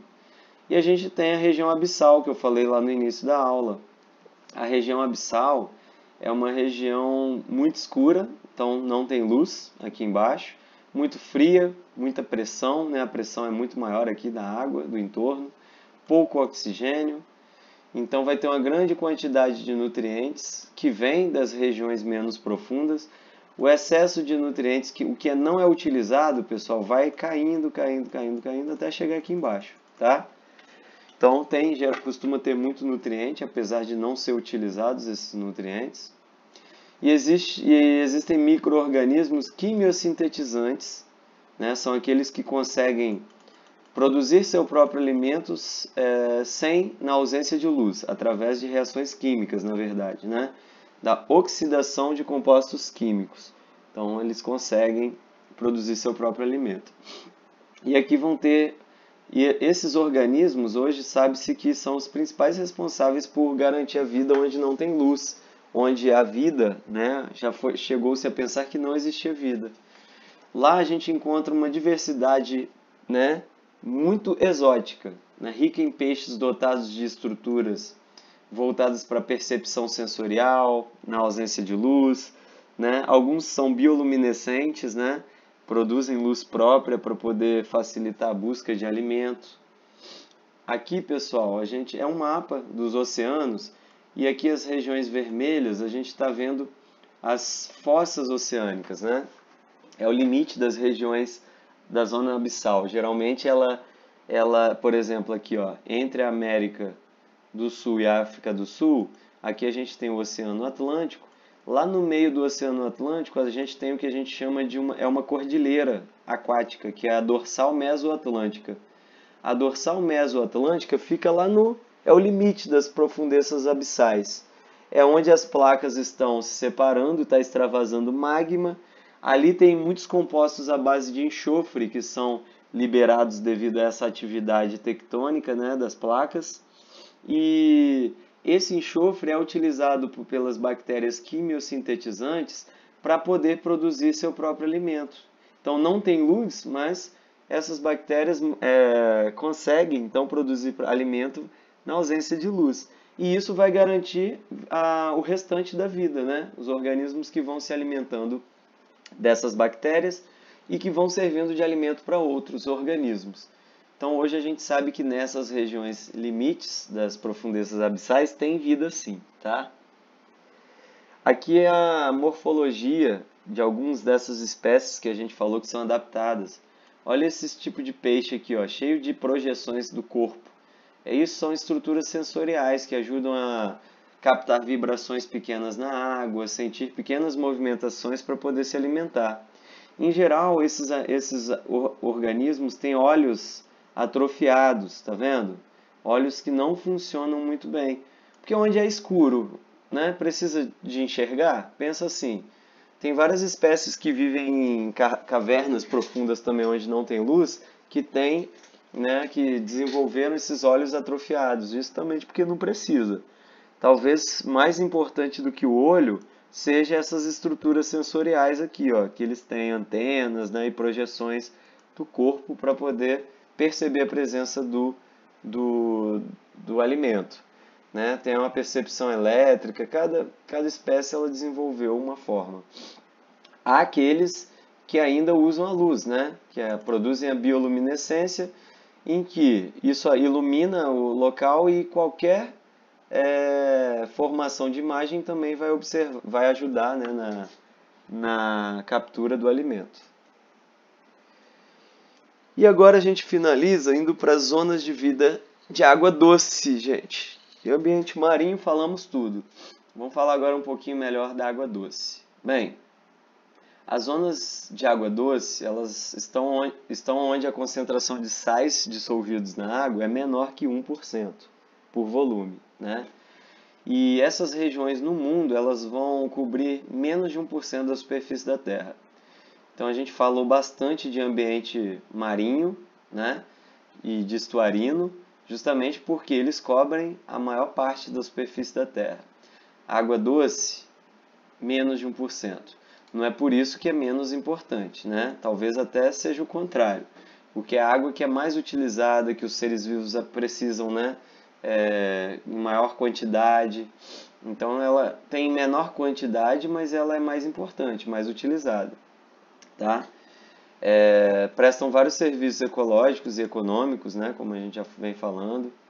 Bem, os ambientes de água doce basicamente podem ser divididos de acordo com a movimentação das águas em lênticos e lóticos. Lênticos são aqueles que apresentam a água doce, mas sem correntes. É uma água, entre aspas, mais parada. Eu não gosto de falar que é água parada, porque não existe água totalmente parada, né? Se a gente olhar no microscópio uma gota de água, existe um movimento ali gerado pela agitação das partículas, que é chamado de movimento browniano.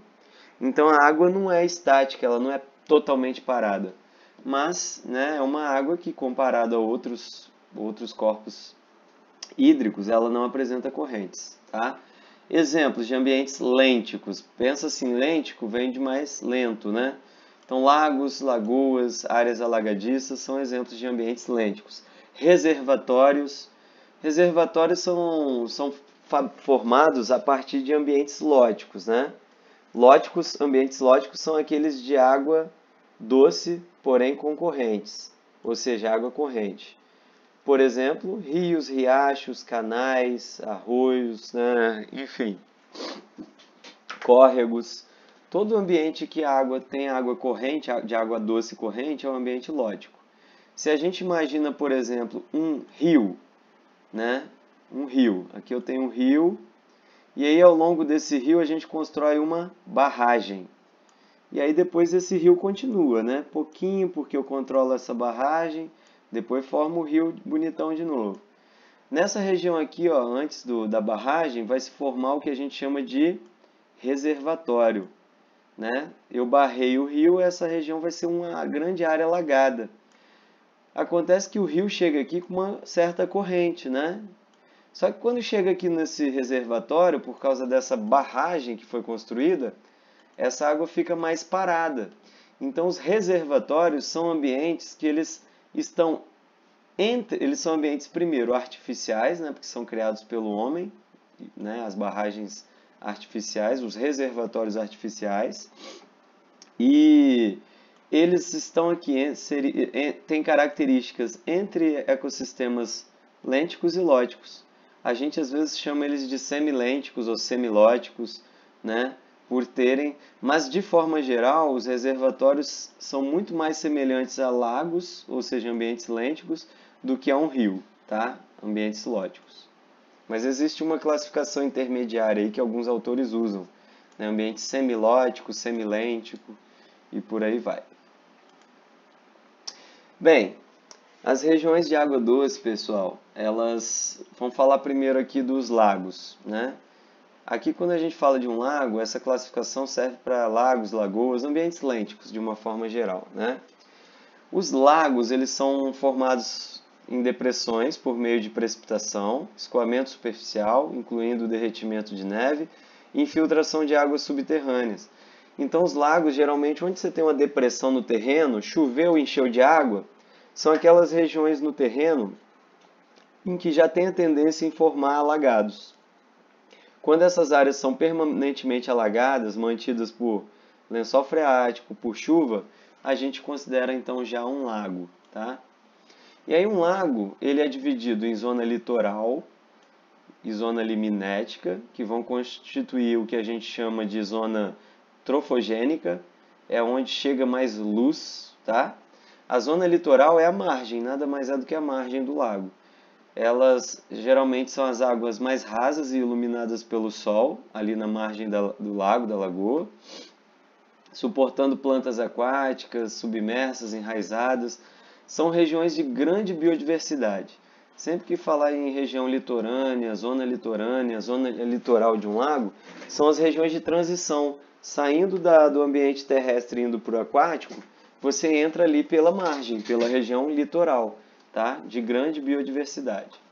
Existe a zona liminética, que aí já é a camada superficial de água aberta e iluminada ao sol. Então, saindo aqui, ó, aqui está um laguinho, né? Saindo aqui da região marginal, que é a região litorânea, essa região aqui, ó, iluminada e de águas abertas, seria o que a gente chama de região liminética ou pelágica, tá? Ela contém o principal corpo fotossintético, ou seja, as microalgas que vão compor o fitoplâncton, que vão sustentar a maioria dos consumidores, tá? Tem altos níveis de oxigênio nessa região aqui. E aí a gente vai para a região trofolítica. Trofolítica é uma região de menos luz, tá? Então, acompanhando o ambiente aquático agora pelo fundo, né? Pelo fundo, a gente tem o que a gente chama de região profunda, tá? Uma região profunda, lá nas regiões de águas abertas profundas e com menos de 1% de luminosidade. Então, aqui, ó, enquanto a gente tem aqui em cima, né, o que a gente chamou de zona liminética, aqui embaixo a gente tem a zona profunda, tá? E a zona bêntica é o fundo. A zona bêntica é esse fundo aqui propriamente, o sedimento desse lago, tá? Onde é mais escuro, habitado, a taxa de decomposição é muito maior e é mantida por sedimentos e detritos que são gerados pelas regiões litoral e liminética. Tá? Tudo que vai caindo e chegando lá no fundo vai mantendo essa região de decomposição. Aqui uma imagem melhor do que a que eu desenhei para vocês entenderem. Ó. Então aqui é um corte transversal, né? Uma seção transversal de um lago. Aqui a gente tem a região litorânea, riquíssima, né, em plantas. Como ela é mais rasa, tem plantas que crescem, que são enraizadas no fundo, fixas, e crescem até para fora d'água. Tem algumas plantas que são somente submersas, elas crescem e são enraizadas, mas elas são submersas, né? Não chegam para fora d'água. Tem algumas que têm só as folhas flutuantes, enfim, uma diversidade de plantas aquáticas nessa região litorânea e também de outros organismos que se alimentam dessas plantas aquáticas. Aí, saindo da região litoral, a gente tem a zona liminética, né? Aí tem a zona liminética iluminada, né, que é a mais superficial, e temos a região profunda, né, onde você não tem muita luz, ou quase não tem luz, e aí vão dominar os processos de decomposição. E a zona bêntica, né, que é esse fundo, o fundo sedimentar aqui, ó, em que predomina o processo de decomposição. Então, aqui na região liminética, e na região litorânea, vai predominar os processos de produção, tá? De fotossíntese. Você sabe a diferença de um lago para uma lagoa? É uma pergunta. Os dois são ambientes lênticos, né, pessoal? Os dois são ambientes lênticos, de águas mais paradas, digamos assim. Né? Não apresentam correntes. A diferença básica é que os lagos tem a ver com a gênese é formação, né? Mas, em geral, como é que eu distingo um lago de uma lagoa? Ó, os lagos, em geral, eles são muito mais profundos, né, do que as lagoas, que são bem mais rasas, tá? Então, você tem maior alcance de luz ao fundo de uma lagoa do que de um lago. Um lago, por ser muito profundo, chega um momento que a luz não chega mais, tá? Os lagos também, eles são muito mais interiores, né? Eles se formam principalmente mais no interior dos continentes.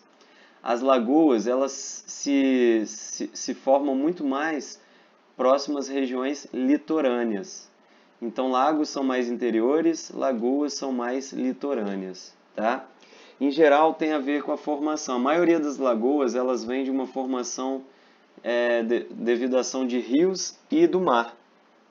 Aos processos de transgressão e regressão marinha ao longo dos milhares de anos, né, e aos processos de deposição dos rios, né, nas regiões litorâneas, isso vai mudando a geografia, o relevo do litoral, fazendo com que a água seja, tanto do mar quanto do rio, próximo ao litoral, da foz, seja aprisionada em diferentes locais ali no litoral, formando então as lagoas costeiras, tá? Já os lagos, eles são muito mais efeitos, né? Eles são muito mais... A origem deles está muito mais relacionada à consequência que ocorre no relevo do continente, né? Ao intemperismo, por exemplo. Então, a ação do intemperismo que vai mudando, né? E vai cavando buracos e crateras ali no relevo, formando essas regiões mais profundas, vão sendo preenchidas por água ou até mesmo rios que vão mudando o seu curso e vão sendo desviados. Quando eles mudam, eles deixam trechos que ficam alagados, que são os lagos também, tá? Aqui é um exemplo de uma lagoa litorânea, né? A Lagoa Maimbá, que fica no município de Guarapari, entre Meaípe e Anchieta. Aqui, quando a gente passa na Rodovia do Sol, indo em direção a Anchieta, essa lagoa está à direita. Vista de um satélite, ela é assim, ó. Ela é toda recortada, ela é chamada de dendrítica, porque tem todas essas reentranças assim, ó, esse formato de forma de luva, de dedo. Então é uma lagoa dendrítica, tá? É uma lagoa porque é mais litorânea, é rasa, né? Chega a luz até o fundo. A origem dela, né, tem a ver com a influência do oceano e do rio, né, que chegava aqui, ou dos córregos. Então é um exemplo de uma lagoa costeira. Agora vamos falar das zonas de vida livre ainda de água doce, vamos falar um pouquinho de rios e riachos. Bem, rios e riachos são ambientes lóticos, né? Ambientes, né, que têm águas movimentadas devido às correntes. Bem, são formados geralmente pela concentração do escoamento superficial da água precipitada, chuva ou neve. Então, também são combinações entre a formação do relevo, o intemperismo, né, e a ação do ciclo hidrológico. Então, esses caminhos mais profundos que vão se formando no relevo, desde uma região de maior altitude para o nível do mar, até chegar ao nível do mar, todas essas regiões com relevo mais depressivo vão sendo preenchidas por água da chuva ou dos lençóis freáticos, formando então o que a gente chama de rios e riachos, tá? Bem, são formados também, constituem, né, pequenos córregos e riachos, se juntam para, na verdade, pequenos córregos e riachos vão se juntar para formar corpos hídricos maiores, que são os rios. Então, qual a diferença de um rio para um riacho? O riacho ou córrego, ele é mais incipiente, ele tem menor volume de água, menor diâmetro da sua calha. Quando eles vão se juntando, eles vão formar um mais largão, que geralmente já é uma calha, né, um rio de alguma ordem, de primeira, segunda, terceira ordem, né, dependendo de quantos outros rios ou córregos o formaram. Mas acontece que ele vai ganhando volume e vai ganhando o quê? Diâmetro, certo? Então os rios eles são corpos hídricos maiores. Muitas vezes os córregos começam em áreas altas ou montanhas. Estes coletam a água precipitada na bacia de drenagem, né? Obviamente, é o que eu falei. Isso remonta um pouco o ciclo hidrológico, né, pessoal? Ao longo de milhões de anos, o fluxo de água em riachos e rios molda a superfície, solo e rochas. Então é o intemperismo que eu falei agora há pouco com vocês.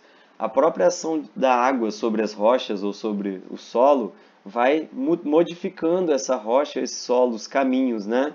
Por isso que ao longo do tempo, né, de algumas centenas a, né, milhares de anos, o curso dos rios pode mudar, né, o trajeto de córregos pode mudar, né, devido a essa ação intempérica aí da própria água. Grande parte dos nutrientes são fornecidos pelo ambiente terrestre através de sedimentos e de biomassa, folhas, troncos de animais mortos. Bem, quando chove, pessoal, tudo que lembra da contribuição de material alóctone, que é o material que vem de fora, é devido à chuva que vai lavando, né, o continente, as margens desses ambientes e vai carregando isso tudo para um rio, né, para a calha, para o trecho do ambiente aquático, né, do ambiente lótico. É claro que se a gente comparar o trecho de uma bacia, ao longo de uma bacia hidrográfica, muda muito, né? A gente chama de montante mais próximo à nascente. Montante é mais próximo à nascente. E jusante é mais próximo à foz, tá? À medida que o rio vai saindo da nascente em direção à foz, muda um monte de coisas, né? Vai ganhando volume de água, energia potencial, tudo isso, né? Vai ganhando mais sedimento. e a água vai ganhando mais força. Aqui em cima, próximo à nascente, o fundo do rio, do riacho, do córrego, geralmente é rochoso, né? São aqueles pedregulhos, aqueles cascalhos que saem rolando. À medida que eles vão rolando e a ação da água vai agindo sobre eles e vai também chegando muita coisa de fora do rio para dentro do rio, material que a gente chama de alóctone, né? Essas rochas elas vão formando e acumulando sedimentos mais finos, cada vez mais finos aqui ao longo do rio, de forma que quando chega na foz, você tem praticamente uma lama de tão fino que é o sedimento, tá? Vamos ver alguns exemplos de ambientes, né, lóticos. Aqui é a reserva biológica de Duas Bocas, fica na região de Cariacica. Lá dentro, quando se faz a trilha, a gente consegue observar a formação de córregos, e aí a gente observa justamente o que eu falei, ó, ainda um volume de água pequeno em comparação ao rio, né? Um sedimento, um fundo muito mais rochoso, águas mais oxigenadas, né? E com poucos nutrientes, tá? A água é mais oxigenada também porque a própria batida da água nas rochas vai formando bolhas e vai difundindo oxigênio para essas águas, tá? Aqui é o Parque Estadual Serra Nova, em Minas Gerais, muito bonito. Aqui é um trecho também.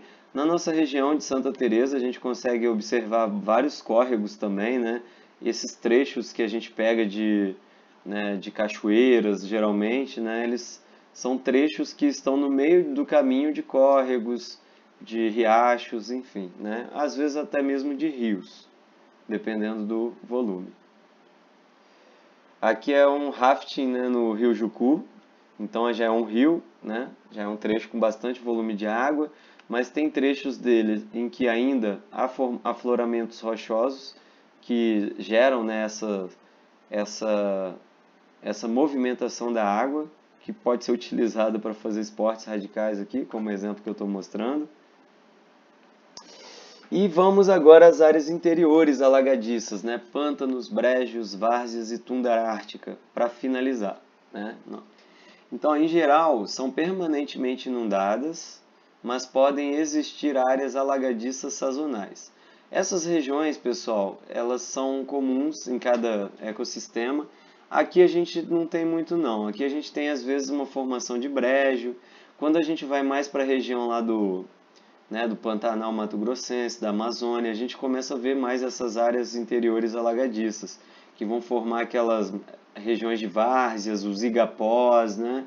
São áreas que estão quase sempre inundadas, quase sempre ou sempre inundadas. Bem, elas absorvem, e geralmente elas estão também associadas, né, a uma bacia hidrográfica, a um rio. O rio encher um pouquinho, essas áreas já ficam inundadas, né? Já são áreas que ficam alagadas, mas quando o rio sobe, elas inundam. Então tem toda uma vegetação adaptada, né? Uma vegetação que a gente chama de higrófila, tem que gostar de água, tem que conseguir ter adaptação para viver debaixo da água, né? Ou em contato direto com essa água. Elas absorvem e armazenam o excesso de águas das chuvas, tem essa importância ecológica muito grande, né? E fornecem tipos específicos de hábitat para a vida selvagem. Bem, nessas regiões, elas mantêm água, são regiões em que a água aflora, além de servirem, né, para dessedentação de animais, né, e manterem uma diversidade específica, elas têm uma importância ecológica muito grande, até mesmo para o ciclo hidrológico, né, para a manutenção da água dos lençóis e tudo mais. Então, algumas imagens, né? Muitos desses ambientes a gente não tem, como eu falei. Aqui a gente teria mais a várzea e brejo, né? A gente tem alguns brejos na região a gente tem brejos aqui na nossa região também, de Mata Atlântica, a gente vê áreas alagadas que formam brejos. Tem muito na região, a gente encontra no Cerrado, mas vai encontrar principalmente, como eu falei, no Pantanal, né? Na Floresta Amazônica tem muita região de várzea. Agora, outras formações, como pântanos, a tundra ártica, óbvio que não vai ter aqui, né? Só na tundra. Mas são formações que parecem em alguns aspectos, mas que não ocorrem aqui, obviamente. Aqui é a tundra ártica, tá vendo? No meio de uma vegetação em que no inverno é totalmente rigoroso, que a vegetação tem que ser adaptada tanto ao frio, né? quanto né, ao frio, principalmente. Então, essas formações, elas são verdadeiros oásis, às vezes, no meio da vegetação ali, daquele bioma. Aqui é a planície aluvial do Rio Doce, né?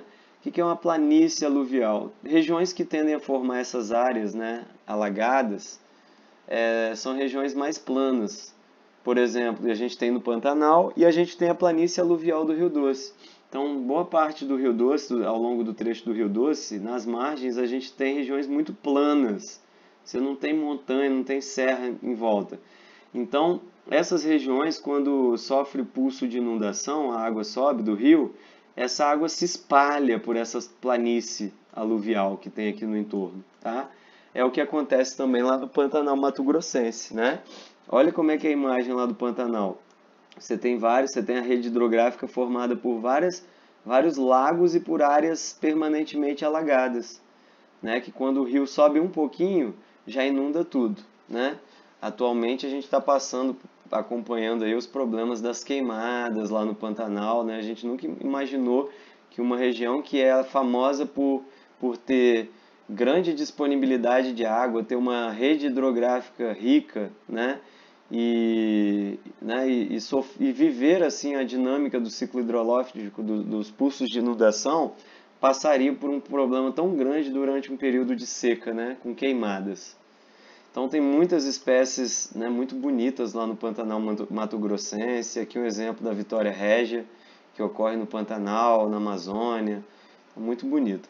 Espécies que a gente chama essa aqui é a Tifa dominguensis, né, a taboa, popularmente chamada. É também uma espécie que se desenvolve muito em brejos. A gente tem ela aqui no Espírito Santo, nas regiões do Paulo César Vinha. Quando a gente anda a mata, é possível observar também essa vegetação. E a gente encontra em lagos também, quando está no período mais seco, elas às vezes vão até invadindo o lago, quase fechando todo ele, quando ele está muito raso. Porque essas plantas aqui, elas vivem mais assim, onde a água é muito rasinha, porque ela se fixa no solo, no substrato, e aí fica um pedacinho dentro da água e a maior parte da folha dela, como é muito comprida, fica para fora da água. Então, quando um lago vai ficando cada vez mais seco, mais raso, essas plantas aquáticas tendem a ir tomando a superfície desse lago, transformando esse lago em um brejo, né? Aqui são os Everglades, né, na Flórida, no sul da Flórida. Também é uma grande área de alagados, a formação lá já é uma formação mais pantanosa, lembra os nossos brejos, tá? Mas também se enquadram dessas áreas alagadas, né, como as áreas alagadas continentais. Aqui, né, o pessoal faz muitos estudos lá ecológicos, né, pela conectividade desse ambiente e pela dinâmica do ciclo hidrológico. Muito interessante os estudos ecológicos que são desenvolvidos lá. Tem espécies totalmente endêmicas que só ocorrem nesse tipo de ecossistema, muito interessante também. E aqui é um exemplo, né, de algumas espécies que são bem adaptadas a esse tipo de ecossistema. Aqui é a garça branca, né, e aqui é o cipreste, que é uma espécie típica, né, dessas regiões mais pantanosas que ocorrem lá nos Everglades, na Flórida, tá? Então, são áreas também de grande interesse para a proteção ambiental devido à sua grande biodiversidade, uma biodiversidade bem específica também. É isso, galera.